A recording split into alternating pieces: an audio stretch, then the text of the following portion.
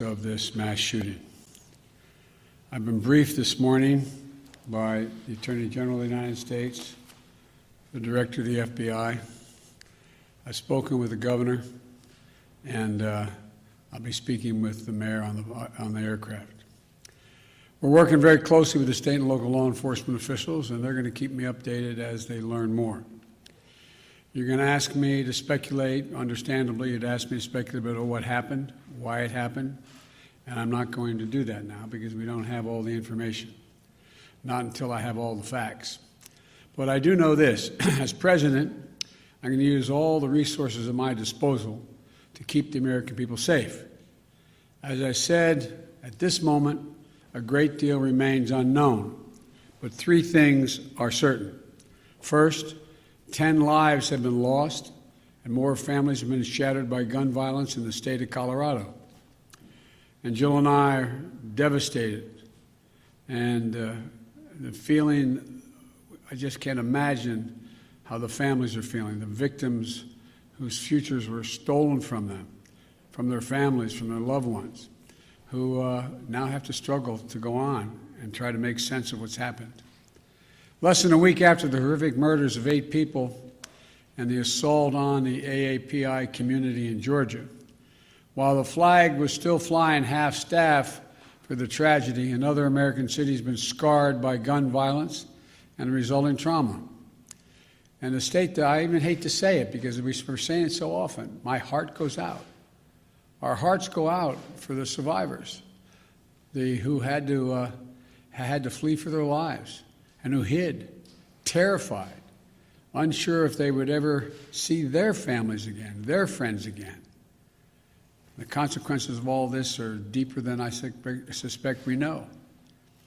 By that I mean the mental consequences, the feeling of, anyway, it's just been through too many of these. The second point I want to make is my deepest thanks to the heroic police and other first responders who acted so quickly to address the situation and keep the members of their community safe. And to state the obvious, I commend the exceptional bravery of Officer Eric Talley, and I send my deepest condolences to his family, his close family and 7 children. You know, when he pinned on that badge yesterday morning, he didn't know what the day would bring. I want everybody to think about this. Every time an officer walks out of his or her home and pins that badge on, the family member that they just said goodbye to wonders whether they'll subconsciously, will they get that call, the call that his wife got. He thought he'd be coming home to his family and his 7 children. But when the moment to act came, Officer Tully did not hesitate in his duty, making the ultimate sacrifice in his effort to save lives.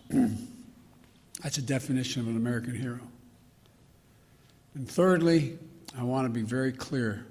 This is the one thing I do know enough to say on in terms of what's happened there.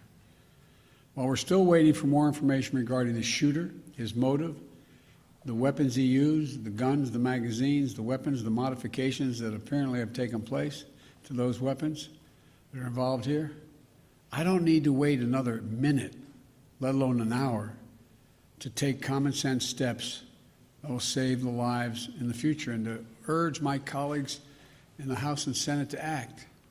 We can ban assault weapons and high-capacity magazines in this country once again. I got that done when I was a senator. It passed. It was law for the longest time. And it brought down these mass killings. We should do it again. We can close the loopholes in our background check system, including the Charleston loophole.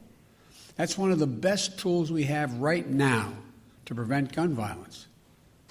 The Senate should immediately pass, let me say it again, the United States Senate, I hope some are listening, should immediately pass the 2 House-passed bills that close loopholes in the background check system.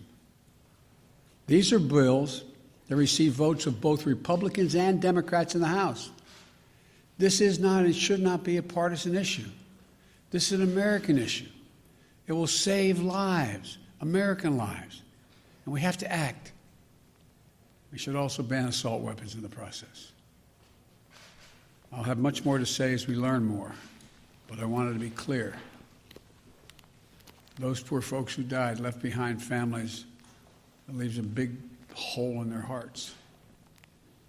And we can save lives, increasing the background checks so that they're supposed to occur, and eliminating assault weapons, and the size of magazines. I don't know all the detail yet on that. But I'll be talking to you more later today or in the next couple of days about what else we know. May God bless you all and those families who are mourning today because of gun violence in Colorado and Georgia, all across the country. We have to act so there's not more of you, there's fewer of you as time goes on. Thank you so much. Will you introduce new gun legislation?